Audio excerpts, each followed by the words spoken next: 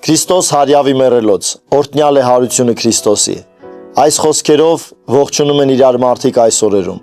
Եվ սա հրաշալի հաղթության տոնն է, սիրելի բարեկամներ, որ Քրիստոս հաղթեց մեղքին ու մահին։ Ուզում եմ երկու համար կարդալ, ուրեմն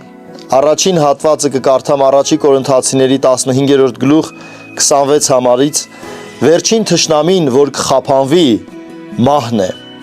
Ուրեմն մահը համարվել է վերջին թշնամին եւ մահի վրա հաղթություն է ունեցել մեր Տեր Հիսուս Քրիստոսը։ Եվ Տեր Հիսուս Քրիստոս նախապես մեզ խոստացել է, ասել այս խոստումը, ուրեմն Հովհաննես ավետարան 11-րդ գլուխ 25 համարից։ Հիսուսը նրանց ասեց. Ես եմ հարությունը եւ կյանքը, ով հավատում է ինձ, թեկուզ մեռնի, կապրի։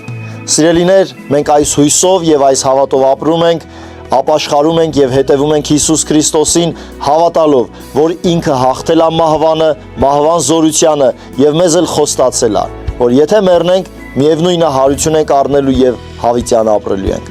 Աստված օրհնի բոլորիդ, թող Քրիստոսի հարյուցյալ զորությունը բոլորիս կյանքի մեջ զորություն ներգործի հավատի առումով, որ մենք բոլորս հավատանք, որ կա հավիտենական կյանք եւ Հիսուսն է այդ հավիտենական կյանքը։ Աստված օրհնի բոլորիդ, Քրիստոս հարյավ իմեռելոց։